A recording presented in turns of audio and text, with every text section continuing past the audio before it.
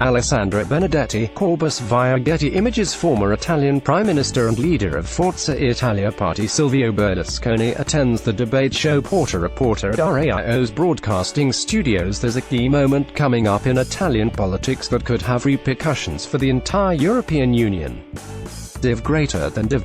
Group greater than P. First child greater than Italy is holding a general election on March 4, but it is unclear whether it will manage to form a solid government, which is raising concerns among market participants. Why does this election matter?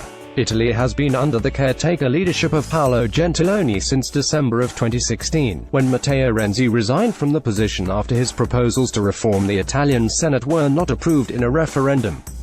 There are deep concerns that increasing support for populist ideas will make Italy derail from a sustainable fiscal path in the coming years, a problem for its own finances but also for Europe.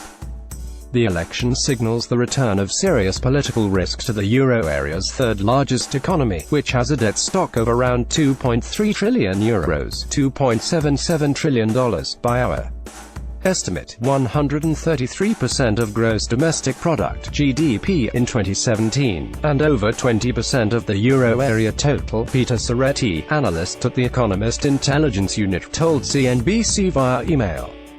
The vote also comes at a time when the economy is gaining pace, but real GDP is still nearly 6% below its pre-crisis peak. The next government is unlikely to implement reforms that will raise productivity and potential growth, he added. Adding to the pile of problems is the European Central Bank's plan to gradually reduce its stimulus, meaning that there could be an uptick in market volatility, making it more expensive for the Italian government to borrow from capital markets. Such a risk could spread to other Eurozone countries, due to the interlinks between the 19-member economy. Furthermore, if the outcome of the election produced a weak Italian government unable to pass major legislation, current efforts from France and Germany to integrate the Eurozone further could be at risk. Such integration would probably be at a slower pace or even blocked. What are the main issues at stake? The main campaign issues in the election are all related to tax, flat tax, television tax, or university fees, which are also a form of tax. We should hear a lot about pensions as well. Eric Jones, Director of European and Eurasian Studies at Johns Hopkins University, told CNBC via email. We will hear less about participation in the euro, although there is still some ambiguity on the side of the M5's five-star movement, and admitting that the lame Northern League remains in favor of some kind of withdrawal. European issues are not really central in the debate. This is a domestic contest, he said. Show chapters. The populist five-star movement previously campaigned for the Italian withdrawal from the single currency, but a recent leadership change has eased the party's stance on the country's euro membership. On the other side of the political spectrum, the Northern League, an Eurosceptic party, running in a three-party coalition, believes that Italy would be better off without the euro. Who's leading the polls? The current caretaker government managed to approve some reforms over the last year, including a new electoral law, which means Italy's system is now a mix of proportional representation and first past the post. It's expected to benefit parties that form pre-election coalitions and reduces the chances of the populist five-star movement leading the country by themselves. We have seen a change in the electoral law, so that's a positive. As far as if you have concerns about the five-star movement, maybe that's a positive indicator that you can hold on to, but nonetheless, if you look at the polls and you agree with the polls, we do see them as the strongest party. John Raines, head of political risk at IHS Markit, told CNBC Wednesday.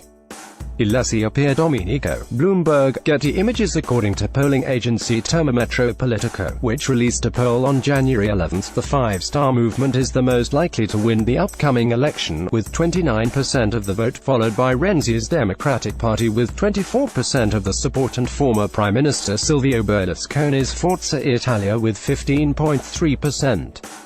However, none of them seem well placed to get a majority and form a solid one-party government.